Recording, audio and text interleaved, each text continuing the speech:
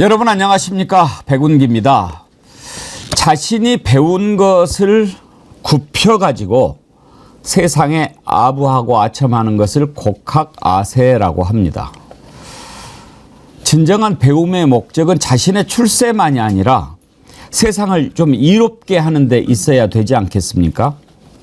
감사원이 용산 대통령실과 관저 이전 과정에 대해서 감사를 했고 그 결과를 발표했는데 내용이 가관입니다. 자격도 없는 업체가 공사에 참여하고 예산 확보도 안 됐는데 일단 공사부터 하면서 준공 도면도 없고 심지어 공사비를 수배나 부풀려서 빼돌리기까지 했습니다. 문제는 이 공사에 참여했던 업체가 김건희의 코바나 콘텐츠 전시를 후원했던 업체고 이 업체 대표는 윤석열 대통령 취임식에 참석하기까지 했는데 누가 이런 업체를 선정했는가 알아봤더니 대통령실 비서관이라는 사람이 했습니다. 근데 이 사람 하는 말이 추천을 받아서 했다.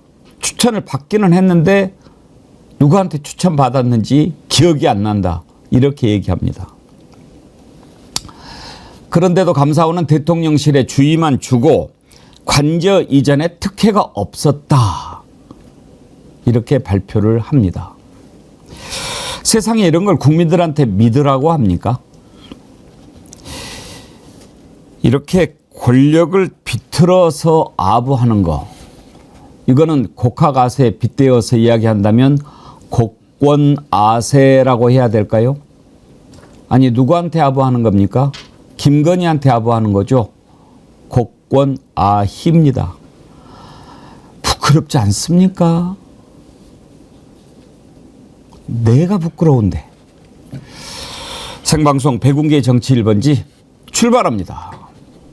예, 오늘 함께 하실 두 분 패널 소개합니다. 김유정 전 의원님, 김종욱 전 청와대 행정관님, 네. 민주연구원 부원장님 나오셨습니다. 어서 오십시오. 안녕하세요. 이제 오늘 끝나면 추석 연휴인데 김유정 의원님 표정이 별로 안 밝아요. 아니요, 밝습니다. 밝아요. 아유, 뭐 30년간 해오던 일인데요. 가서 또 해야죠.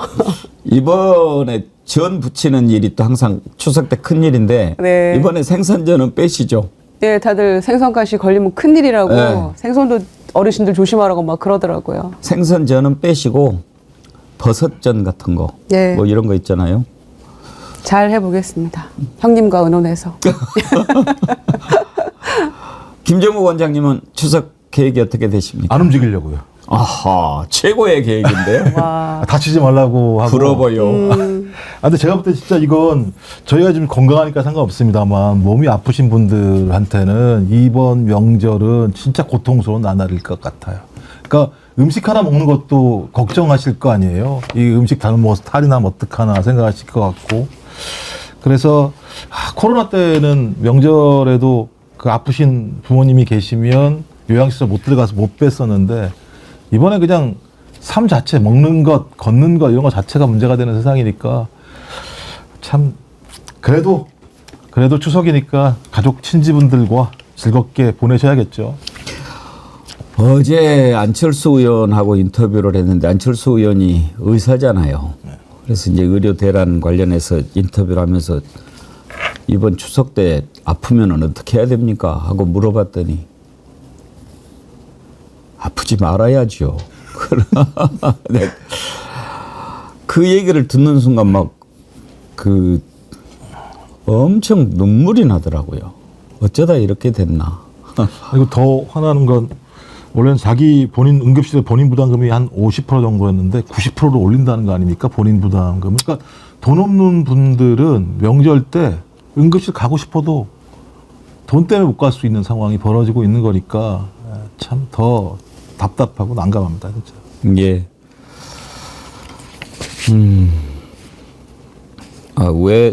왜 이러세요? 이러시면 안 되는데. 방송해야 되는데 이제 그만하세요. 변함없이님은 어떻게 하려고 생일 축하합니다 하면서 81,100원을 보내셨나. 오늘이 음력 8월 10일이라고 그러면서 다 털었습니다 그러는데 아이고. 너무 많이 저렇게 보내시면 제가 부담 가는데 예 감사히 받겠습니다. 감사하고요. 하영민 님도 앵커님 생신 축하합니다. 늘 건강하세요 하셨습니다. 또 소개해드린 김에 이은주님께서 또 좋은 선물도 보내주시고 남자친구 상식이님 아름다운 장미꽃을 이렇게 또 보내주셨고 케이크 또 왔던데 카페지기님하고 또 한 분 왔는데 제가 방송 준비하느라고 바빠서 못 열어봤습니다. 지금 어떤 분이 보내주셨는지 모르겠는데 확인하는 대로 감사 말씀드리겠습니다. 아니 오늘이 본래 생신인 거예요? 예, 제가 음력 8월 11일이거든요. 아, 저는 음력으로 오늘 이렇게 말씀하셔서 네. 나중에 좀 올 줄 알았더니 아 오늘이 생신 축하드립니다. 그러니까 아이고. 사실 축하드립니다. 음력 생일이면 가족들 아니면 잘 알기 어렵잖아요. 네. 근데 우리 애청자님들이 어떻게 또 알고 음력인데 이렇게 또 양력으로 알아가지고 이렇게 축하를 해주시는지 참 제가 어찌할 바를 모르겠네요. 축하드립니다. 저는 양력 생일을 세는데 음력 그걸 보고 오늘 보내셨다 이렇게 생각을 한 거예요. 축하드립니다. 지금 나라가 어지럽고 지금 걱정할 일이 많은데 이게 생일 얘기하자니 너무 좀 거시기 하잖아요. 그런데 계속 이렇게 축하 메시지를 보내주시니까 예, 제가 그러면 끝나고 감사의 말씀 드리도록 하겠습니다. 첫 번째 이슈로 가지요.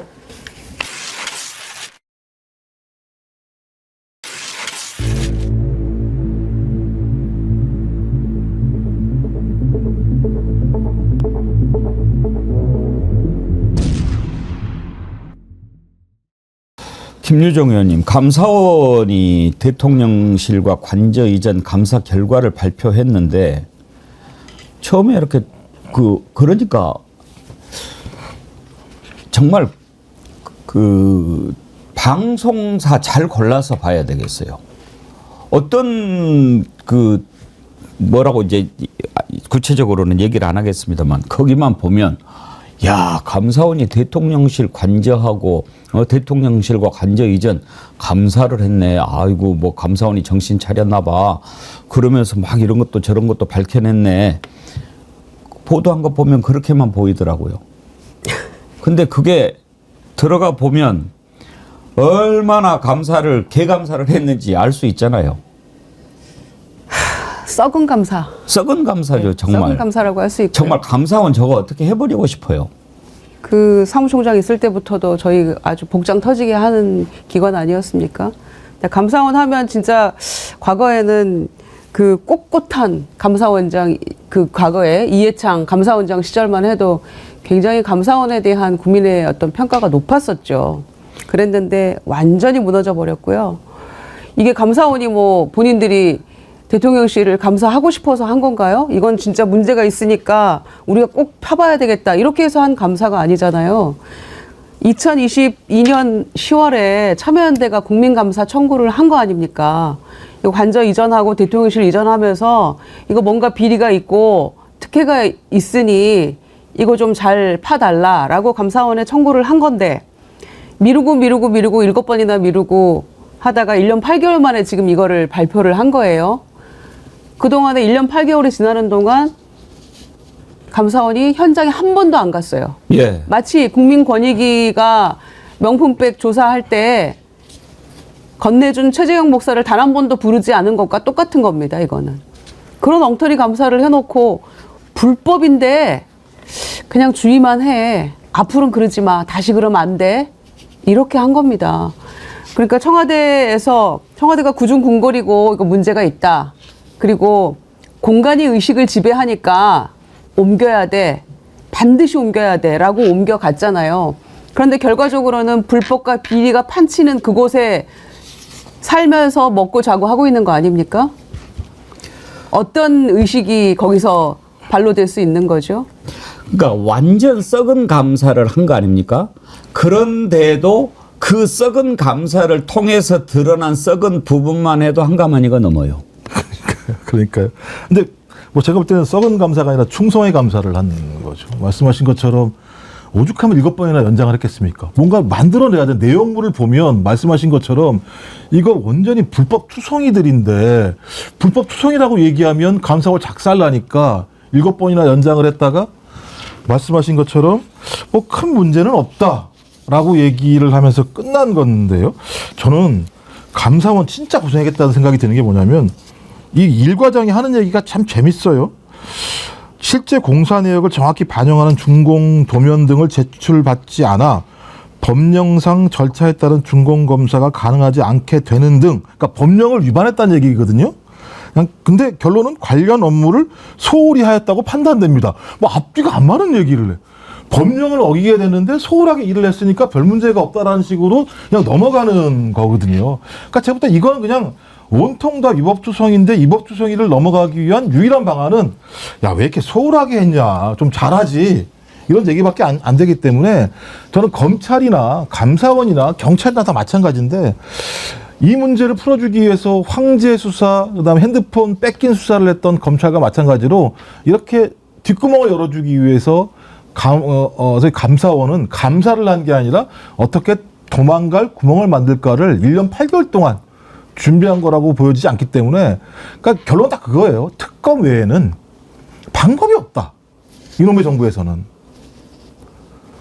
그런데도 지금 김건희 특검법 추석 전에 통과시켜가지고 해보려고 했는데 우원식 국회의장이 뭐 다른 게 급하다고 지금 상정을 안 해줬지 않습니까? 그래서 민주당, 조국신당 완전히 지금 반발하고 있는데 그 내용은 조금 있다가 다뤄보기로 하고, 현재 개감사를 통해서 드러난 것만 해도 한두 가지가 아니었는데 하나하나 보지요. 어떤 데가 이런 공사를 했는가 하고 봤더니 인테리어 전문회사 21g이라고 하는데요. 근데 김유정 의원님, 네. 여기가 어떤 데입니까? 김건희 코바나 콘텐츠 전시회 후원. 공사했던 데죠. 전시의 후원 업체이기도 합니다. 예. 그래서 이게 이제 수의 계약을 한 거잖아요. 그런데 이 김건희 여사하고 관계는 못 밝혔다, 정확하게 모른다, 그리고 인수위가 이걸 이렇게 이 회사를 추천한 거다라고 감사원에서 뭉뚱그려 버렸어요. 그래서 이 업체에 전화를 건 사람이 누군가라고 보니까 인수위 시절에 비서관이 있었습니다. 그 비서관이 업체에 전화를 걸었다는 거예요. 그래서 이 비서관에게 감사원에서 조사를 해보니까 누가 자기에게 지시를 했는지는 정확히 기억이 나지 않는다, 이렇게 답을 했어요. 그러니까 감사원에서는 이 전화 걸고 업체를 흥정하는 데 관여한 사람을 인수위라고 뭉뚱그려서 얘기를 해버린 겁니다. 그러니까 김건희 여사는 빠져나간 거죠. 그러니까 이런 식으로 감사를 한 겁니다. 감사원에서 뭐 하나만 해도. 그러니까 이 사람이 자기가 누구한테 지시를 받아서 하필이면 제주도에 있는 21g이라는 업체에, 그것도 코바나 콘텐츠를 후원했던 그 업체, 명백히 김건희 여사랑 관련이 있는 그 업체에 본인이 누구한테 그 지시를 받았는지도 모르는 새로 그냥 전화를 걸었다고요? 이걸 믿으라는 겁니까? 그리고 감사원이 이 정도로 답변하는 거에서 이렇게 넘어간 적이 있었나요, 과거에? 도대체 감사를 했다고 말할 수도 없는 부끄러운 결과물을 내놓고 불법이 판쳤지만 한마디로 앞으로는 조심해, 앞으로 잘해야 돼 너네, 이렇게 얘기한 겁니다 지금. 그러니까 김건희 백으로 들어왔을 거다. 이것은 감사원에서 청소하는 사람도 알 겁니다. 그런데 평생 감사만 했던 감사원에서 이걸 해놓고 특혜 외압이 없었다라고 발표를 해요? 애끼 자식들아. 참나. 오늘 정말 추석 앞두고 좀 편하게 가려고 그랬더니 놀라게 해서 죄송합니다. 근데 이때 그 정말. 일을 주관했던 관리 비서관 이름이 뭐죠? 뭐 김지우인가? 예. 뭐라고 이야기를 하냐면 그때 추천을 받았다는 거예요. 그럼 누가 추천했냐? 기억이 안 난대요. 정확히 기억이 안 난다는 거죠. 야, 그러니까 대단한 거죠. 그것도 기억을 못할 정도면 엄청나게 업무가 많은가 봐요. 그 대통령실이나 이쪽에 인수위 때도 보면. 그러니까 이게 제가 볼 때는 다 말이 안 되는 게, 말씀하신 것처럼 21g이라는 데는 이 일을 할 수가 없잖아요. 그 면허가 없는. 그러니까 보면 소위 전문적인 자기에 있는 인테리어밖에 할 수 없는 건데 증축 같은 걸 다 했잖아요. 그러니까 제가 볼 때 완전히 월권이 된 건데 이 더 명확한 건 행정안전부에서 이 당시 이 공사 때문에 감독을 위해서 비서실로 파견한 공무원이 이 내용을 다 설명을 한 거잖아요. 감사원에다가. 내용이 어떤 거냐. 2025년 5월 중순 확인한 도면에 증축부가 그려져 있어서 실내 건축 건축 공사업만으로는 공사를 할 수 없다고 얘기했다가 21g은 이 공사 할 수 없어. 없는 것이니까 절대 이거 수행하지 말아라고 얘기를 했는데 수행을 했어요. 그러니까 이게 예를 들면 법령 위반인 거죠. 그다음에 두 번째도 마찬가지입니다만 전문 공사업체가 이미 수행한 공사를 나중에 들어온 종합건설사는 이거 할 수 있는 건데 근데 보니까 아까 얘기했던 제주도 건설사를 얘기하는 건데 이것도 보니까는 여기에 있는 사람이 아무도 안 왔어요. 여기에 공사하는 현장에. 그래서 이건 면허 딱지 업체만 받아가지고 한 거 아니냐라고 얘기했기 때문에 이것도 말이 안 된다라고 이 파견한 공무원이 얘기를 했음에도 불구하고 이 불법을 그냥 자행한 거예요. 내내 지내놓고. 그래놓고 그럼 왜 이런 불법이 자행이 됐을까라고 생각을 해보니까 내부 추천이 있었다고 그러면 이 내부 추천을 한 사람이 이 내용을 다 알 거 아니에요. 그때 그게 누구냐고 그랬더니 야 기억이 안 납니다 라고 얘기를 하면서 퉁치면서 지금 결론적으로는 이 문제에 대한 덤탱이를 누가 쓰느냐 21g이 덤탱이를 써야 되는 상황인 거예요. 그래서 많은 기사들이 야 꼬리 잘 자른다 잘 썰었다. 그러니까 지금 내부 추천자는 기억이 안 나니까 알 수 없고 근데 말씀하신 것처럼 대통령실에서 청소하는 분도 그게 누굴 거라고 알았다고 말씀하신 것처럼 그 지금 말씀하시는 게 대통령 부인 말씀하시는 거죠? 그 친구 이자가 누군가 봤더니 김오진이에요. 당시에 실무를 책임졌던 자가 관리 비서관인데 지금은 그만뒀어요. 왜 그만뒀는지 아십니까? 그 차관하지 않았었습니까? 공항공사. 인천공항공사에 네. 사장에 응모를 했어요. 아, 네, 맞아요. 말이 응모지 사실상 내정된 거죠. 그렇죠. 대통령실에서 보내주는 거 아니겠어요? 그런데 이번에 감사원에서 이 김오진이의 비위 사실을 인사혁신처에 통보하라. 이렇게 대통령실에 요구를 했거든요. 이것은 인사혁신처에 통보해라 이런 비위가 있었으니 그 말은 이런 자가 이제 앞으로 주요한 공직에 가면 안 된다라고 하는 거잖아요. 네, 그렇죠. 그런데도 만약에 공항공사 사장에 임명을 한다. 네. 그러면은 정확히 기억나지 않는 그 추천한 사람이 바로 대통령실에 있다라는 거를 입증하는 거겠죠. 그냥 둬야 돼요, 이걸. 아니 그냥 둔 사례가 있지 않습니까? 제가 이름 생각 안 나는데 그 경찰에서 전화해가지고 압력 넣는 사람 있지 않습니까? 그 사람 비위가 있어가지고 경찰청장이 화를 내고 인사혁신처 들어가가지고 야 검토해봐라 혐의가 있는지 그랬더니 아무런 문제가 없다고 살아남은 유일한 한 명 중에 한 명이 그 사람 아니었습니까? 대통령실에 들어간 사람? 아니요 대통령실 들어간 사람이 아니죠. 어디죠?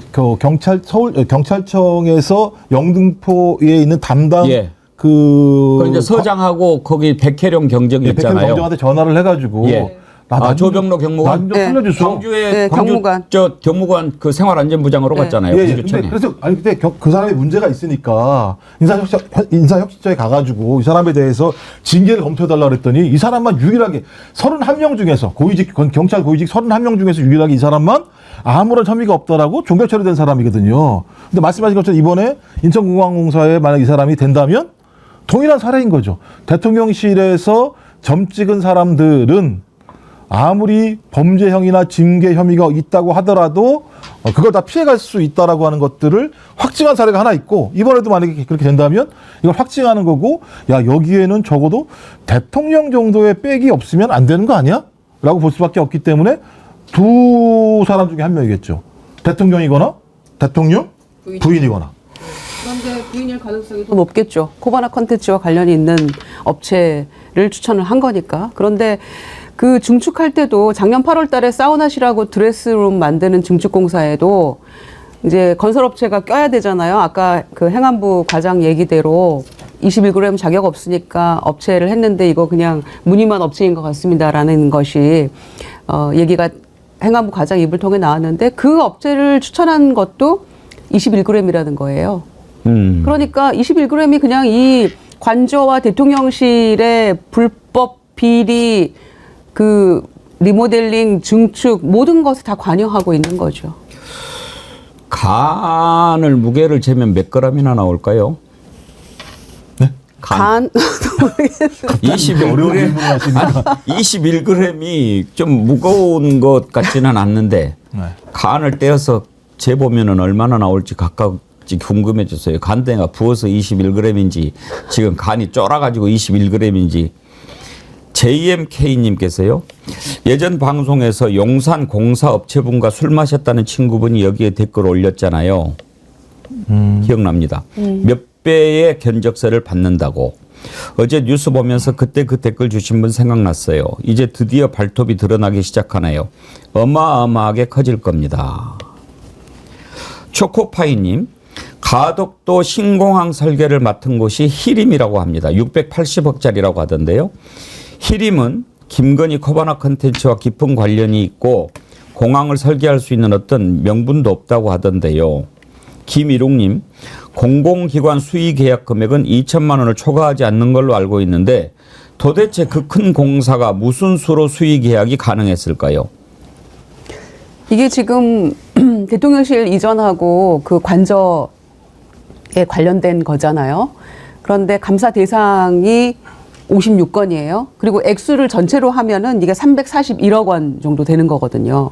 근데 여기에서 지금 경호처 직원이 그 브로커하고 유착해갖고 그 방탄 유리하고 막 이런 것들 창호하고 이런 것들 1억인데 10트럭으로 뻥 튀겨가지고 16억 먹었다는 거잖아요.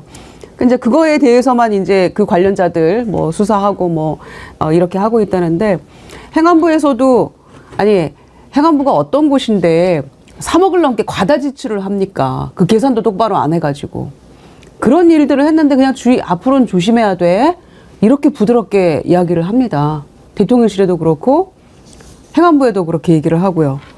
앞으로 조심해야 돼. 이렇게 하면 안 되잖아. 이 정도 얘기한 거예요, 지금. 야, 이거 불법이고, 이거 비리가 넘치고, 이거 수의계약도 이거 이상하긴 한데, 앞으로는 조심해야 돼. 이렇게 얘기한 거예요, 감사원이. 아니, 여기 이제 요술방망이가 하나 있죠.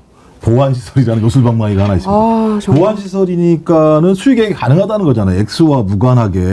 근데 문제는 이런 보안시설이면 이런 보안시설을 만들 수 있는 업체한테 맡기는 게 상식적이잖아요. 그럼요. 아니 이걸 할 수 없는 업체한테 보안시설이라는 이유만으로 맡겨서 여기서 온갖 불법 위법들이 발생했다 그러면 그걸 맡기었던 사람이 누구인가라고 쭉 추적해 보니까는 내부 추천이라고 하는 거. 그러면 감사원이 뭘 찾아야 됩니까? 내부 추천자가 누구야? 적어도 이런 데를 추천했을 때는 추천을 통해서 얻을 이익이 있으니까 추천했을 거 아니에요. 아니 자기랑 되게 가깝거나 이걸 안 밝히면서 그러니까 기억의 영역으로 남겨둬 버리면서 소위 이 사업은 아무런 문제가 없다. 이유는 보안시설이니까라고 얘기하는 감사원. 제가 볼 때는 감사원에 있는 사람들은 다 정신머리가 이상한 사람들입니까? 그러니까 진짜 국회에서 맨날 얘기하는 정신 나간 사람들입니까? 어떻게 보안시설에다가 이렇게 예를 들면 소위 권한도 없는 업체한테 맡기는 걸 내버려 두고 넘어갑니까? 두 분 다 청와대에 계셔봤으니까 한번 여쭤볼게요. 권력이 제일 힘이 셀 때가 언제였던 것 같습니까? 인수위 시절이죠. 그렇지요. 인수위 시절이죠. 이게 딱 취임해가지고 들어가는 순간부터 이제 조금씩 밑으로 내려가는 거고 제일로 힘이 셀 때가 대통령 딱 당선돼가지고 취임하기 전까지입니다. 왜? 그때는 세상에 다 그 사람 거고 그때부터 자 인사가 있지 않습니까? 누구를 쓰냐? 이게 제일 큰 힘이니까 그때가 제일 파워가 센 때예요. 윤석열이 용산으로 이전하겠다라고 밝힌 게 취임하기 전이잖아요. 그렇죠. 3월이에요, 3월. 그때 뭐 공간이 의식을 지배한다 뭐 이런 뭐 개소리를 해가지고 그쪽으로 이제 옮기게 하지 않습니까? 그러다 보니 이제 가장 힘이 셀 때 그렇게 하는데 그때도 이미 촉이 있는 사람들은 알았을 거예요. 윤석열보다 더 높은 사람이 누구라고 하는 것을. 그러면 야 시작해. 그래서 아직 예산 확보 안 됐는데요. 아, 예, 알았습니다. 뭐 예산 뭐 하면서 하면 되는 거죠. 뭐. 아, 여기는 저 아직 자격이 안 되는데요. 아, 예, 뭐. 아, 이거 저 가격이 이제 이렇게 그냥 알아서 했을 거라고요. 그러다 보니까 지금 예산 확보도 안 했는데 공사를 시작해. 그다음에 계약서는 그보다 한참 뒤에 진행을 해. 18개 이상 업체에 하도급을 줬는데 21g이 그 가운데 15개가 등록이 안 된 무자격 업체예요. 네. 거기에다가 준공 검사도 안 해. 왜? 준공 도면도 없으니까. 이렇게 공사를 했는데 감사원이라고 하는 데가 그런 거 감사해놓고 특혜 외압이 없었다라고 발표하면 이게 말이 됩니까? 그리고 저는 지금 오늘 제가 언젠가 들은 기억이 나는데 우리 애청자님들 실력이 대단하시니까 바로 21g 올려주시네. 이게 영혼의 무게랍니다. 21g이. 김유정 의원님도 모르는 거 있었어요? 몰랐네요. 저는 한번 들어본 그래요. 적이 있어요. 영혼의 무게가 영혼의 있군요. 무게를 뭐 21g. jes는데 21g이다. 7g만 알았네. 이거 21g은 가짜 뉴스입니다. 선동입니다. 아니 이게 이제 그런 학설이 있어요. 왜냐하면 영혼이 있을까? 영혼이 있다면 그 무게는 얼마일까? 이걸 이제 연구 실험을 한 거예요. 가지고 진짜 시간 저는 이제 한덕수 총리를 빙의해서 말씀을 드린 거예요. 지금까지 예를 들면 이렇게 너무 이렇게 진지하게 다가오시니까 제가 예능을 다큐로 받았거든요. 다큐로 받으셨네요. 아, 근데 이제 21g 얘기를 하려고 제가 지금 영혼의 무게가 21g이라고 이제 하니까 21g이라고 회사 이름을 지은 것 같은데 그것도 수상하다라고 생각해서 지금 말씀을 드리는 건데 아까 다시 돌아가서 그 연구 실험을 해봤는데 사람이 이제 숨이 멎었어요. 네. 그 이제 우리가 사랑과 영혼 같은 거 보면 이렇게 싹 올라가잖아요. 그렇죠. 근데 사람이 숨이 멎어서 이제 사망 상태에 들어갔는데 그 사망 상태에 들어간 이후로도 체중의 변화가 있는가? 이걸 아주 정밀하게 계량을 한 거죠. 21g이 빠졌다는 거지. 그래서 영혼의 무게가 21g이다. 라고 했던 것을 들은 것 같아요. 네. 근데 21g 영혼의 무게 영혼 세상 영적 세상 뭔가 또 이런 게 좀 떠오르지 않나요? 대단하십니다. 그걸 연결하시다니. 그거 말씀하시는 건 주술의 영이요. 네. 예. 그렇죠? 껄쩍지근하고 찝찝하고 그럼 그러네요. 그 회사를 또 그분이 만든 거 아닐까 맨 처음에? 아, 그런 생각도 들어요. 그죠? 예. 야, 갑자기 21g이라고 하는 아니 무슨 건설하는 업체, 인테리어 하는 업체가 굳이 그렇게 했을까? 그랬을 때는 그걸 만든 사람이 그런 것들을 알았을 거고. 아니 뭐 커피 파는 데나 설탕 파는 데 같으면 21g 붙이겠어요. 7g 네. 근데 그거잖아요. 뭐 인터넷 하는 이제 인테리어 하는 데가 21g이 좀 이상하지 않나요? 네. 자기는 멋있다고 붙였는지 모르겠는데 조금 좀 희한하다 이름치고는 그랬었는데 또 그렇게 연결이 되네요. 근데 이 업체가 명언이 나간 짓거리를 많이 했잖아요. 어떤 형태로든지 지금.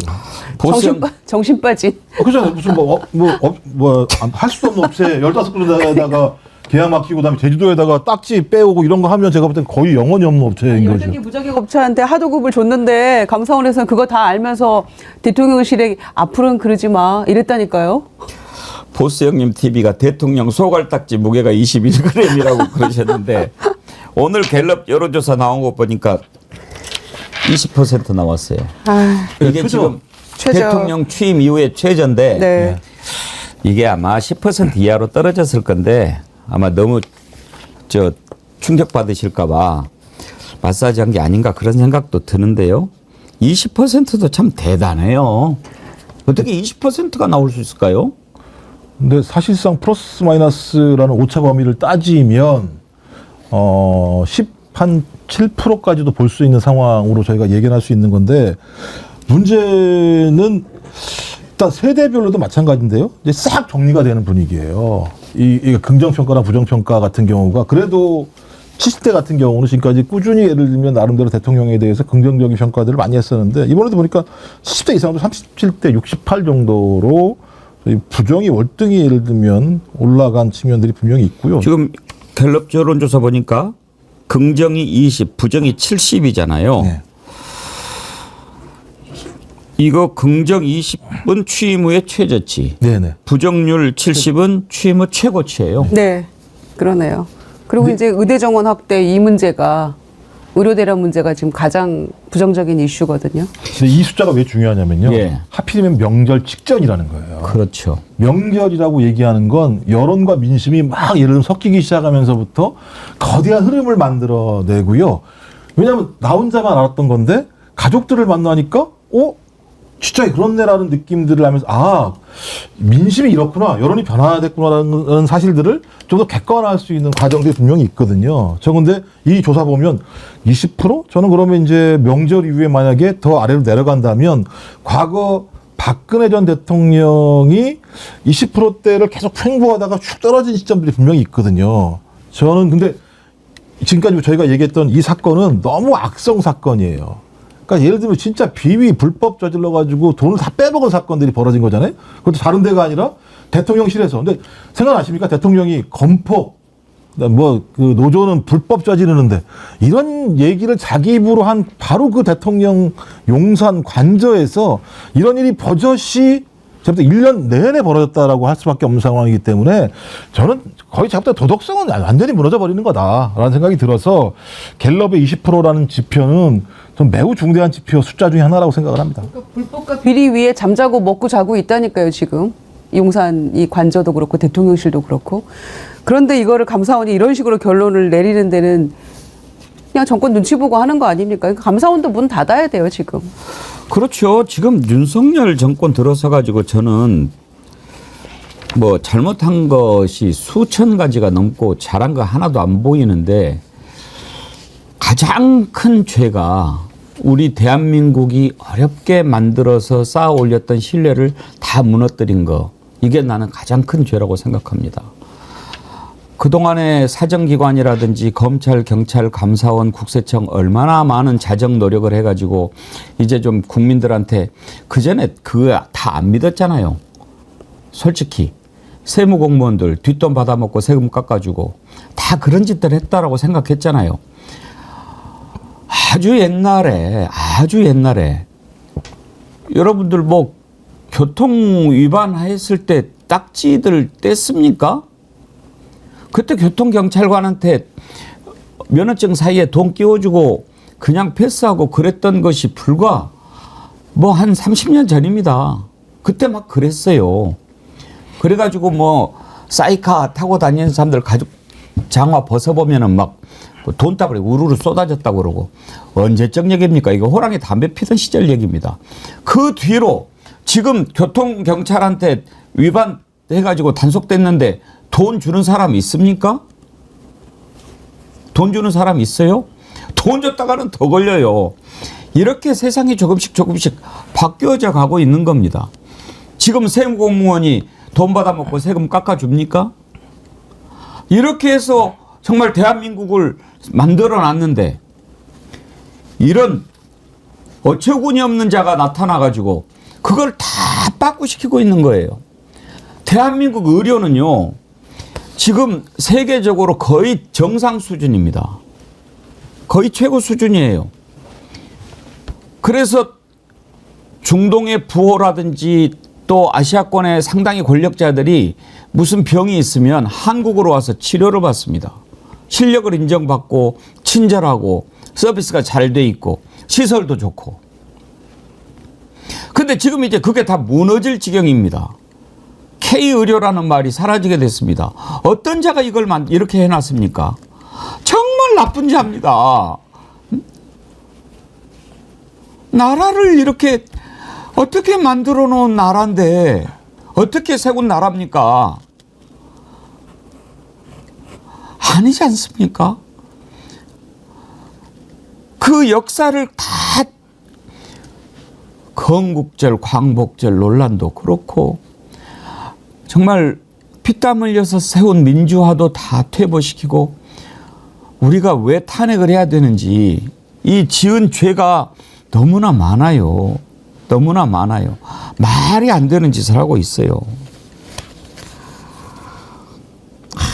정말 엔간해야죠.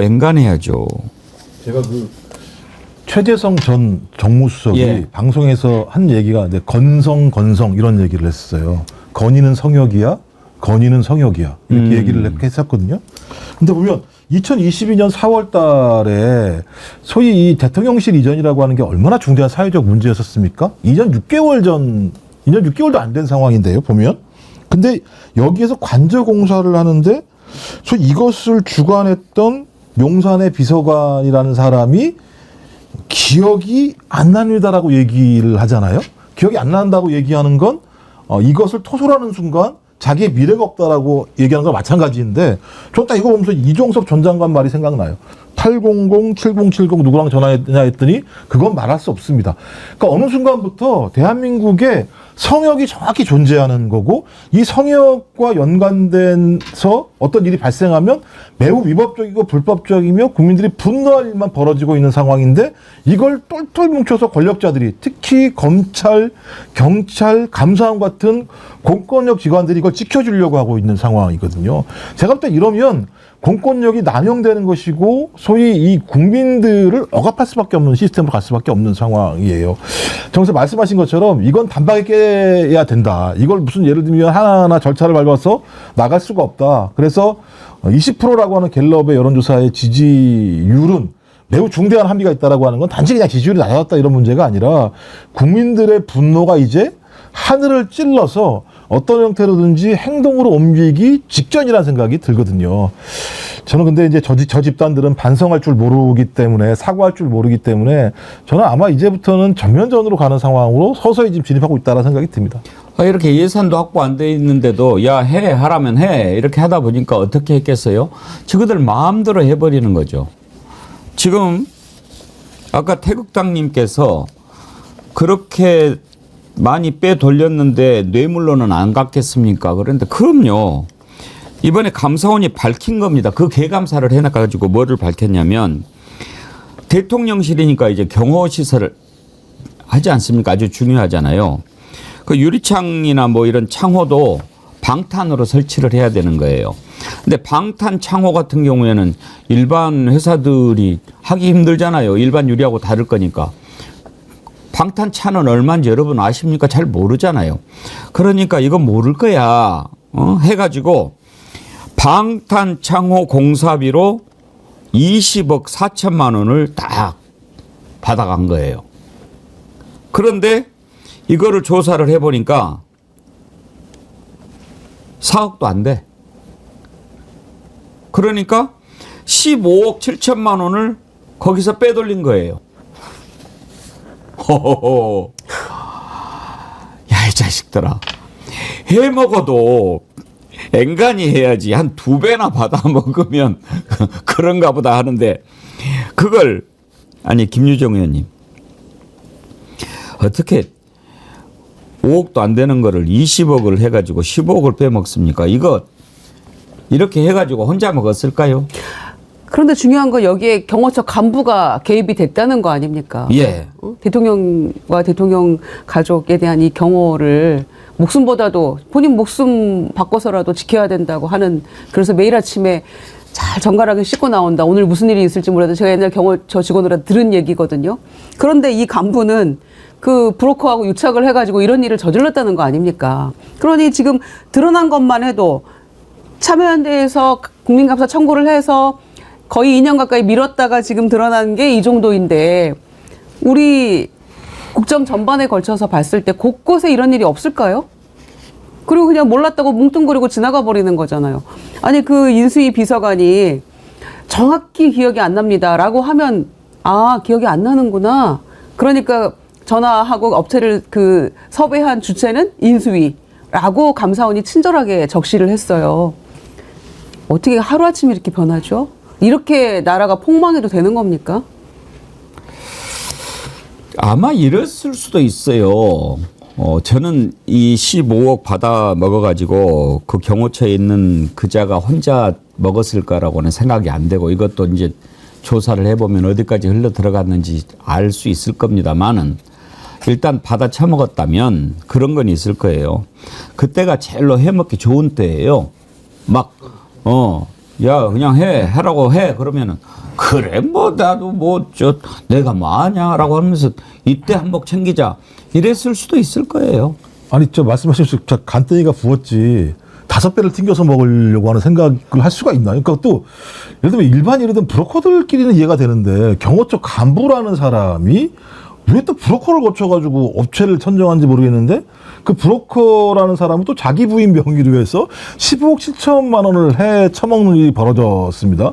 전 그렇다면 제가 볼 때는 뭐 그런 거 있죠. 말씀하신 것처럼 수사를 해봐야 되겠습니다만 여기에는 다양한 네트워크 그러니까 이 카르텔들이 존재해서 15억을 나눠 먹을 수도 있었거나 아니면 이것을 용인하게 해줬던 배경 자체가 만약 내부 추천자까지 연결된다면 또 그건 이렇게 예를 들면 서로가 그것을 나눠 먹을 수도 있다라는 생각이 들기 때문에 저는 그냥 경호처가 전반적으로 그러니까 대통령실을 청와대에서 용산으로 이전하는 과정에서 얼마나 많은 예를 들면 부패 카르텔을 통해서 이익을 빼먹었어. 이거 하나만 걸린 거잖아요. 근데 지금 액수가 계속 부풀어지고 있잖아요. 그 용산으로 이전하는 과정에서 지금 예를 들면 얼마가 될지 모르는 상황이라고 얘기하니까 저는 여기에 관여되어 있는 모든 사람에 대한 조사가 필요하다. 이 이전 과정에서 얼마나 많은 이권들을 가지고 서로 부패하게 해쳐먹었는지 그리고 이렇게 해쳐먹는 과정에서 소위 가장 상위에 무엇이 있었는지 저는 그냥 이거 갖다가 저는 경호처에 있는 간부 A씨로 퉁치려고 할 수도 있겠다. 근데 제가 이거밖에 없었을까? 저는 그럴 거라고 생각이 들지 않아요. 믿어지지가 않아요. 그런 부분에 대해서. 아까 21g 얘기했는데 이광복님이 천안에 21g이라는 데가 있는데 애완견 장례식장입니다. 그러셨는데 실제로 보니까 반려동물 장례식장에 21g 이름을 붙인 데가 꽤 많이 있는 걸로 나오네요. 자비 사랑님께서 수갑 무게는 얼마나 할까요? 또 올라오겠네 댓글에요. 수갑은요. 이러면서. 아니 근데 브로커하고 유착을 하고 이렇게 나쁜 짓을 비리를 저지르려고 하니까 또 다 하도급 업체가 무자격이에요. 그러니까 대통령실에서 이렇게 앞장서가지고 불법 또 위법한 일들을 저지르면서 어디다 대고 공정과 상식을 외칩니까? 그리고 국민들한테 가짜 무슨 허위 선동 이런 얘기를 할 수가 있죠. 그러니까 대통령이 일말의 양심이 있다면 그 부부가 이렇게 할 수는 없는 거 아닙니까? 본인들이 저지른 일들이 이렇게 만천하에 드러났는데도요. 지금 이런 상황인데 김건희하고 돌아다니는 것 좀 보십시오. 어제 또 도이치모터스 주가 조작 사건 2심 선고가 있었지요. 징역형 집행유예 유죄 판결이 나왔어요. 1심에서는 무죄 나왔죠. 네. 그러니까 그때 대통령실에서 봐라 무죄잖냐. 그랬죠. 그러니 땡땡땡 무죄다. 이렇게 발표했잖아요. 예. 제가 그때도 그랬어요. 지금 전애들이 저런 논리로 이야기하는 거 참 어리석다. 나중에 바뀌면 그게 그대로 돌아갈 텐데 저렇게 어리석은 얘기를 할까 했는데 아니나 다를까 어제 유죄가 인정됐잖아요. 네. 그러면 이제 뭐라고 할까요? 유죄네? 그럼 김건희도 유죄네? 이렇게 가야 정상이죠? 거기가 정상입니까? 특별한 입장이 없는 것 같아요, 지금 보니까. 입장은 나왔습니다. 사법부 판단에 대해서는 입장을 밝히지 않는다라는 입장이 나왔습니다. 특별한 입장이 없 놀라운 대통령실입니다. 늘 하던 얘기, 늘 하던 얘기죠. 놀랍습니다. 기괴한 집단들이에요. 기괴합니다. 그러니까 국민들이 이렇게 얘기하면 그렇지 어떻게 사법부한테 입장을 제시할 수 있어. 그럼 1차자도 하지 말았어야지. 그러니까요. 대통령실 영혼의 무게는 21g도 안 되는 것 같습니다. 제가 볼 때는 없다고 생각이 영원히 없죠. 들고요. 그 재미있게 1심 나왔을 때 한번 제가 말씀드릴게요. 판결문에서 1심 나왔을 때입니다. 그때 무죄 나왔을 때 손모 씨가 판결문에서 주목할 것은 김 여사보다 더 많은 거래를 하고 시세 조정성 주문을 직접 냈던 손 씨의 경우에도 법원이 무죄를 선고했다는 것이다. 그러니까 우리한테 난리치지 마 이렇게 얘기를 한 다음에 1심 선고가 있었던 만큼 지금까지의 근거 없는 일방적 주장을 삼가야 하고 관련 보도에서 1심 판결 내용이 충실히 반영되어야 한다라고 언론에서도 이거 막 써라. 무죄다 우리 이렇게 얘기했는데 2심 나왔더니 유죄라고 손모 씨가 나왔더니 사법부 판단에 대해서는 입장을 밝히지 않는다. 뭐 이런 예를 들면 뭐 이런 스모가 있습니까? 예를 들면 바뀐 대통령실 대변인 한번 보십시오. 훌륭한 논평을 내지 않았습니까? 근데 지금 감사원, 검찰 다 나서가지고 이제 면죄부를 이렇게 주고 있는데 감사원에서도 이번에 발표를 하면서 김건희 여사의 관여 정황은 찾을 수 없었다. 특혜가 없었던 것으로 확인됐다. 아니 김건희 커버나 컨텐츠 했던 데가 이렇게 하면서 법도 무시하고 규정도 무시하고 절차도 무시하고 다 해서 빼먹을 거 다 빼먹었는데 그리고 그거 하라고 한 놈이 추천받아서 했는데 그거 추천 누가 했는지 모른다고 하는데 모른다고 하니까 관여 정황을 찾을 수 없다라고 이야기를 합니까? 이 감사원아? 거기에다가 명품백 받은 거 온 국민이 다 봤는데 그걸 또 무혐의라고 그렇게 합니까? 이 검찰아? 그렇게 감사원하고 검찰이 털어주니까 이제 자신만만하게 안경 쓰고 나타나가지고 마포역에 와서 이거 잘못됐으니까 고쳐야 되겠다라고 지시를 합니까? 현장 지도합니까? 김유정 의원님 완전 이거 보니까 시찰이 아니고 현장 지도입니다. 그러니까요. 제복 입은 경찰들 앞에서 네. 지시하면서 손가락으로 옆모습만 보였잖아요. 그래 경청하고 그다음에 뭐라 그랬죠? 조치하고 개선하도록 한다. 이런 얘기는 아니, 대통령도 이렇게 하는 거 제대로 못 봤어요. 별로 이런 데 가서 하지 않으니까. 그런데 본인이 대선 즈음에 7시간 녹취록에서 내가 정권 잡으면 이란 말이 다시금 생각나게 하는 그런 장면인 것 같고요. 그래서 마음 건강, 뭐 정신 건강, 뭐 이런 거에 좀 더 신경 쓰겠다고 하면서 지금 자살 그 예방의 날에 가서 지금 저렇게 했던 거 아닙니까? 한참 차 막히는 시간에 가가지고 사람들 복장 터지게 만들었잖아요. 그런데 우리 국민들은 지금 심신이 피폐한 이유가 누구 때문입니까? 이 대통령 부부 때문에 이렇게 우리가 피폐해지는 거 아닙니까? 복장 터지고 우라통 터지고 정말 울분이 터지고 이런 상황인데 본인이 무슨 마음 건강, 본인이 아무것도 안 하면 되거든요. 이번 추석 때도 이 진정성을 좀 알아달라 이러면서 대통령실에서 어제 나온 그 입장을 보니까 진정성을 좀 알아달라. 정쟁에 이용하려고 하지 말아라. 여사의 행보를 이러면서 추석 때도 단독으로 또 이런 봉사활동 할 거다 이렇게 얘기를 합니다. 경호처도 좀 쉬어야죠. 이렇게 비리 저지르는 인간들도 있지만 경호처, 경호원들 좀 쉬어야죠. 그리고 어디를 가서 봉사를 한다고인지 계획을 하는지 모르겠습니다만은 관계자들도 좀 추석은 쉬어야죠. 제발 좀 가만히 좀 있었으면 좋겠어요. 그래서 장기하 씨가 불렀잖아요. 가만히 있으면 되는데 자꾸만 뭘 그렇게 하려 그래. 저 이 노래가 어제 하루 종일 맴돌았거든요. 야, 똑같네. 그런 노래가 있어요. 가만히 있으면 되는데 자꾸만 뭘 그렇게 하려 그래. 연달아서 저번 주에도 노래를 하시더니 요즘에 그 노래 많이 이렇게 원래 잘하세요. 아니 왜냐면 이게 그러니까 너무나 제가 지금 못한다고 우리, 그랬습니까? 우리 현실 대단합니다. 아니, 선동입니다. 난 길게 했으면 좋겠는데 저는 못한다고 그랬습니까? 왜 왜 대답을 노래를- 하십니까? 왜 선동을 노래를 하십니까? 끊어요? 아 진짜 전 그건 나눠서 발언할 수 없습니다. 이건 진짜. 선동입니다. 아 진짜 이거 진짜 우리 정부가 일을 얼마나 잘하는데요. 왜 이러십니까? 반국가 세력 됐어요 우리. 아 진짜 제발 가만히 있었으면 좋겠어요. 김정국 원장님 반정어리 세력입니다. 드디어 잘리는군요. 아니 근데 방금 장기하 목소리하고 거의 똑같지 않았어요? 네, 한 줄만 더 해줘요. 아니, 그 노래는 오늘 백자님이 못 나와요. 그 노래는 딱 아니 요거 코로나 걸리셨대요. 아. 그래서 저 오늘 백자님 노래 못 듣고 추석을 맞는데 그 대신 이 구간만 반복이 돼요. 이 노래는 아시죠? 노래? 네. 네. 가만히 있으면 되는데 자꾸만 뭘 그렇게 하려 그래. 가만히 있으면 되는데 자꾸만 뭘 그렇게 하려 그래. 이런 노래입니다. 근데 정말 똑같아. 용산스러워 가사가. 아 제가 장기하 씨 참 좋아하거든요. 네, 저도 좋아합니다. 근데 이 노래가 나왔을 때 이게 뭐지 했는데 네. 아 성견지명이 있었던 것 같습니다. 네. 그러네요. 아휴. 그리고 경호원들하고 관계자들 괴롭히고 그 다음에 추석 연휴 딱 끝나면 체코 프라하로 날아간다는 거 아닙니까? 그러게 말이에요. 이제 또 아이고 거기를 아직 안 가봤었나? 가보지 않았을까요? 프라하 좋습니다, 진짜. 저는 한번 프라하 갔다 왔었는데 네. 진짜 좋긴 좋더라고요. 제가 볼 때 이제부터는 뭐 혹시 누리 김종원 원장님 가보라고 추천했어요? 제가요? 네. 제가 반국가 세력인데 저한테 전화해가지고 야 프라하 좋든가? 그럼 제가 아 좋습시다.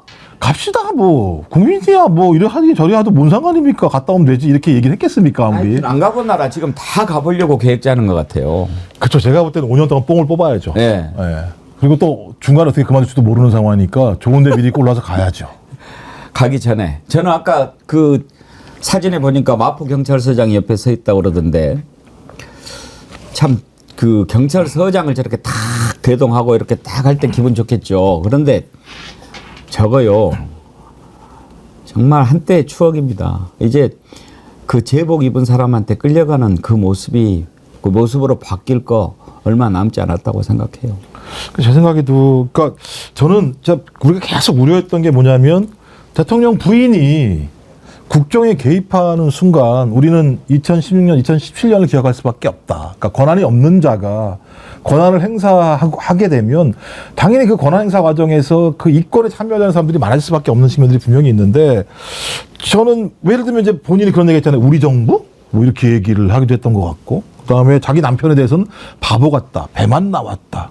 저 그래서 계속 이거 내가 해야 되는 거 아닌가라는 생각들. 그러니까 좀 정신 착란 같은 게 있다라는 느낌이 들어요. 상식적인 사람이라면 내가 아까 말씀하셨던 것처럼 뭐 조치, 당부 이런 건 권한을 가진 사람이 그 권한을 행사하는 과정에서 저 위계 라인에 있는 하급자들에게 이렇게 해야 된다라고 얘기하는 건 그냥 권한으로 보장된 건데 대통령 부인은 그런 권한이 전혀 없는 사람인데 그냥 일상적으로 어딜 가면 저런 행위를 하고 지시하는 것도 제가 볼 때는 거의 대통령의 지시하는 모션을 다 따라하는 거죠. 그렇다면 본인이 계속 대통령 용산에 있는 한 거의 대통령으로 빙의해 있는 게 아닌가라는 생각이 들 정도예요. 전 그래서 이 정도 상황이 계속 진행된다면 대통령실 내부도 마찬가지입니다만 윤석열 대통령보다는 대통령 부인을 따르는 시스템으로 변화됐을 가능성이 되게 높다. 이건 총체적인 국정농단을 의미한다. 전 그런 의미에서 좀 대통령실도 정신을 차려야 돼요. 무슨 뭐 대통령 부인의 진정성을 믿어달라고요? 어떻게 그런 얘기를 할 수가 있습니까? 국민이 이렇게 분노를 하면 분노한 국민의 요구를 받아 안아서 시정하려고 하는 조치가 사실인 거죠. 그래서 저는 마찬가지입니다만 저는 김건희 씨가 이제 자기의 사법 리스크를 벗어났다고 생각을 하는 것 같고요. 앞으로 더 이렇게 활개를 칠 거라는 생각이 드는데 저는 매우 앞으로 심각한 상황으로 국민과 싸울 수밖에 없을 거라 생각을 합니다. 박가이버님이 확 들어서 마포대교 밑으로 던져버리고 싶은데 한강 수질이 후쿠시마 오염수 될까 봐 참는다. 징글징글합니다. 옛날에 그런 우스갯소리가 있었어요. 국회의원하고 일반인하고 한강에 빠졌다. 누구부터 구해야 됩니까? 수질 오염될까봐. 예, 국회의원부터 빨리 건져 올려야 된다. 그런 우스갯소리가 있었고. CSS님, 대선 출마 빌드업 중 그러셨는데. 김건희 정치하려고 하는 것 같은 느낌도 있기는 있어요. 다음번에 국회의원 출마합니까? 근데 뭐 제가 볼 때 국립학교를 들어갈 것 같고요. 그 다음에는 사면복권이 안 될 가능성이 되게 높기 때문에 제가 나오고 싶어도 나올 수 없을 것 같다라고 하는 이런 생각이 드는데요. 학력 위조하니까 국립학교도 한번 좀 들어갈 필요도 있는 거죠. 그러면 거기는 공인되잖아요, 학력이. 그렇죠. 체험도 해봐야죠, 그런 데는. 네, 좋은 학교니까. 거기 갔다 오면 사람들도 좋아지고 그러잖아요. 밥도 줘요. 밥도 주고. 그럼요. 네. 운동도 시키고. 그럼요. 예. 에어컨이 좀 없는 게 좀 문제이긴 합니다만. 그래서 이런저런 거 지금 아마 김건희 관련돼서 특검법 만들려면 이거 계속 수정 증거판 나와야 될 겁니다. 하루 지나면 또 나오고 하루 지나면 또 나오고 이건 뭐 맨 처음에 도이치모터스로 시작됐는데 도이치모터스 주가 조작 사건이 이제 완전히 삼국유사 돼버렸어요. 그대로 나오는 지금 새로운 버전이 얼마나 많습니까?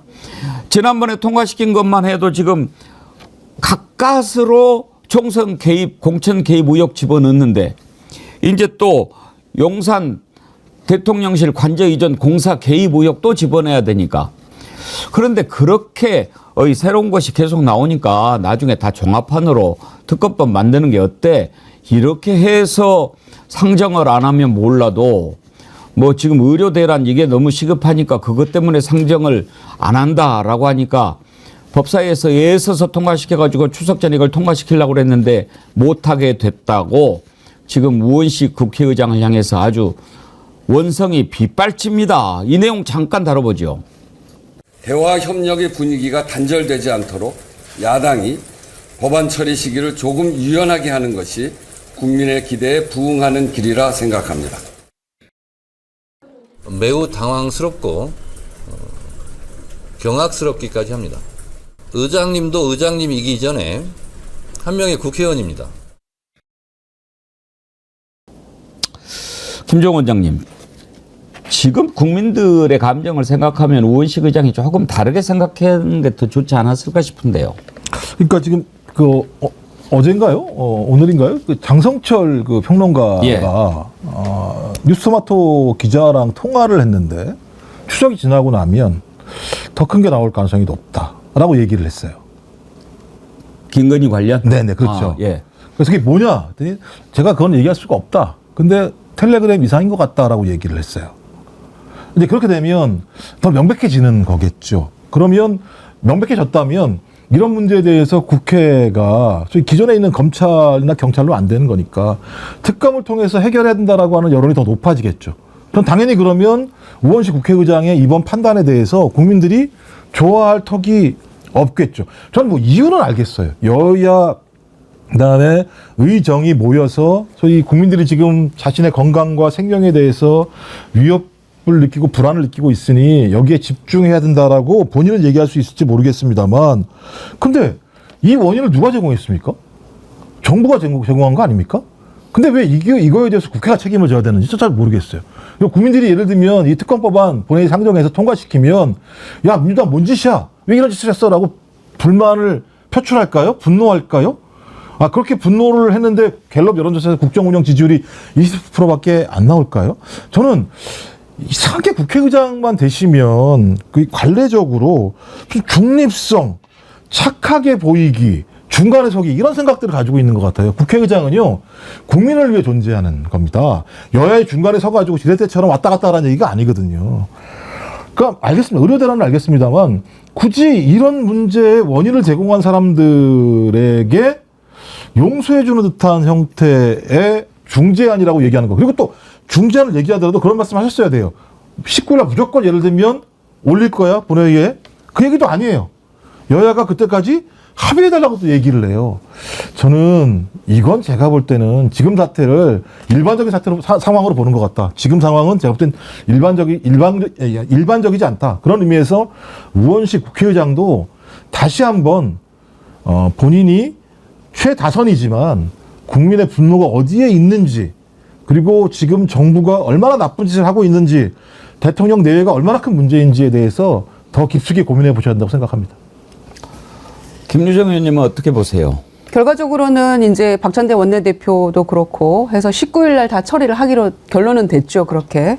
그런데 저는 조금 굉장히 좀 뜻밖이었던 장면이 뭐냐면은 이거를 이제 안건조정위원회까지 열어가지고 법사위에서 다 통과를 시켰어요. 안건조정위원은 최연장자가 하니까 이제 박지원 의원이 안건조정위원장이잖아요. 그래서 다 통과를 시키고 그 안건조정위원회 열어달라고 요청한 것도 국민의힘이에요, 또. 안건조정위원회. 그러니까 절차상으로 아무 문제가 없이 잘 처리가 된 거죠.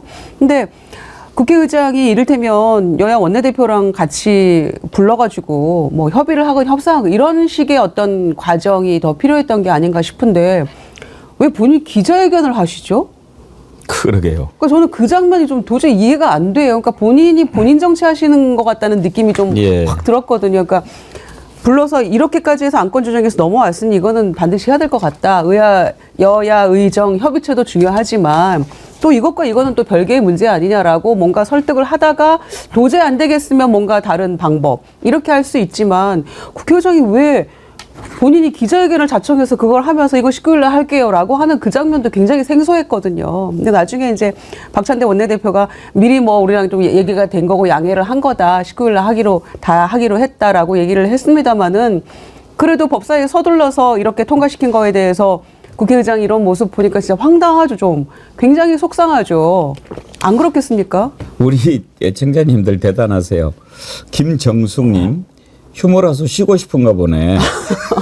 부산이대님, 필리버스터면 의장도 연휴에 국회 나와야 되니까 추석 이후로 연기하는 꼼수를 부린 것 같습니다라고 하는데. 왜냐하면 또 주호영 부의장을 안 한다고 하니까. 그렇죠. 그럼 한 15일까지 해야 되거든요. 지난번에 너무 연금을 봐가지고 그랬을 수도.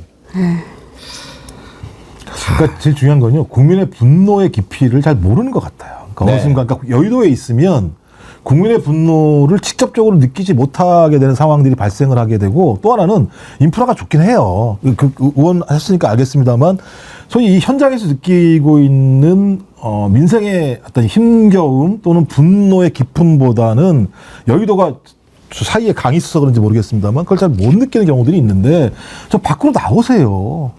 밖으로 나와서 느껴보십시오. 느껴보시면 야, 이 문제를 하루라도 빨리 문제를 해결하는 것이 국민의 고통을 덜어주는 것이고 국민의 분노를 삭혀주는 거라는 생각이 분명히 들기 때문에 안에 계시지 마십시오. 국회의장도 마찬가지입니다만.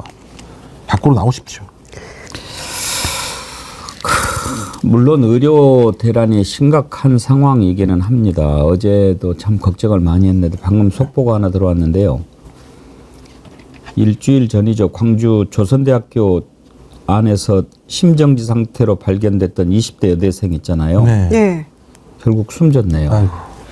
그러니까 그때 이제 학교 벤치에서 심정지 상태였는데 학교 아니잖아요. 조선대학교 바로 병원이 옆에 있으니까 응급실에 갔는데 못 받는 거예요. 그 말이 돼요? 그래가지고 전남대학교 응급실로 갔는데 의식불명 상태에 빠졌고 결국 일주일 만인 어제 숨을 거뒀다라고 하는데 어떻게 이런 일이 일어나는 세상이 됐습니까? 아니 이러고 이런 상황이 이렇게 지금 벌어지고 있는데도 총리가 큰 소리 치지 않습니까? 그런 거 다 가짜 뉴스라고. 거기다 또 70대 세종시에 계신 70대 분 같은 경우도 계단에서 넘어지셔가지고 의식불명이 됐는데 세종시에 있는 유일한 응급센터가 문을 닫는 바람에 막 돌아다니시다가 지금 일주일째 지금 의식불명 상태에 계시는 경우가 있어요. 이런 일이 계속 앞으로 발생할 수밖에 없고요. 더 중요한 문제는 의사분들 얘기하는 건 명절이 중요한 게 아니라는 얘기를 하더라고요.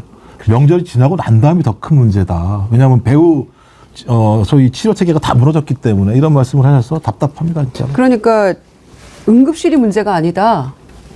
중환자실 그다음에 이제 일반 수술하는 거 다 도미노다 이거는 그런 우려를 하더라고요. 서울대 방재승 교수 같은 경우에는 의대 교수인데 그래서 그 서울대 의대에도 이제 비대위가 꾸려져서 이런 걱정들을 하고 있는데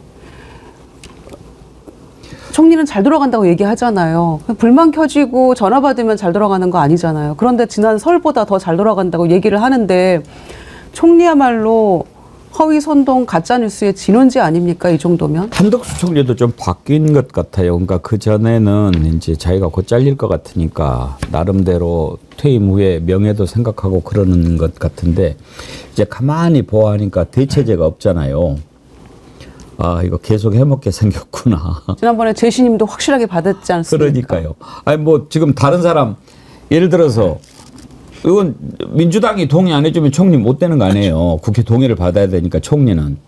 그러면 민주당이 동의할 만한 인사는 총리 해달라고 해도 윤석열한테 가서 일을 안 할 거고 윤석열이 시키고 싶은 사람은 국민이 동의해 줄 만한 사람은 없을 거고 그러니 뭐 계속 가는 거죠 뭐. 아니 사표를 냈잖아요, 본인이. 그렇죠. 본인이 사표를 냈죠. 그러면 그 이후에 사표를 대통령이 걷어들였으면 일을 잘해야 되는데 지지율은 지금 20%로 곤두박질 치고 있는 상황이잖아요. 그럼 사표 또 내야 되는 거 아니에요? 한덕수 총리는? 얼마나 총리 복이 대단한 사람인지 아십니까? 제가 노무현 예언합니다. 아니요. 아니, 지금. 총리 2번 하는 것도 총리 네. 복인데 대통령보다 더 총리를 오래 할 사람입니다. 무슨 뜻인지 알겠습니다. 그 그러니- 탄을 말씀하시는 거죠? 그러니 총리 복을 이건 완전히 따따블로 타고난 사람이에요. 와, 권한대행도 할 수 있겠네요. 아까 뭐라고? 아무 가만히 있으면 되는데 가만히 있으면 되는데 자꾸만 뭘 그렇게 말하려 그래 이렇게. 입을 닫겠습니다. 기억이 안 납니다. 김정국 원장님 추석 잘 보내고 싶으시죠? 예. 기억이 안 납니다. 전혀 기억이 안 납니다. 혹시 어둡고 차디찬 곳에서 보내고 싶습니까? 기억이 안 난다니까요. 아니 이제 추석 딱 지나고 19일 날 대통령 체코 가는 거잖아요. 근데 이제 그날 뭐 뭔가 어마어마한 게 나올 수 있다. 특히 공천계획 관련한 근데 그게 뉴스토마토에서 나올 거다 이런 얘기 했잖아요.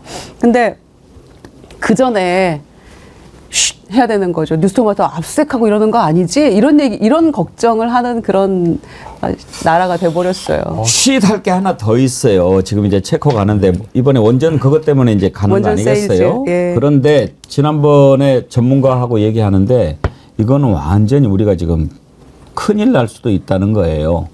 완전 손해볼 수 있다는 전문가가 얘기를 하더라고요. 그 얘기를 듣고 보니까 이거 기뻐할 일이 아니구나 싶은데 제가 아까 김종 원장님한테 체코 처음 가보는 걸까요? 그랬는데 댓글들이 막 올라오는데 양모 씨랑 같이 간 것이 그 전에 다 이렇게 나왔다고 그때 체코를 갔다고 그래요? 그러네. 그죠. 그 체코 프라하는 남녀가 좀 많이 가는 경우들이 그럼 추억 있죠. 여행일까요? 기억이 안 납니다. 차디찬 어두운 저는 별로 좋아하지 않습니다.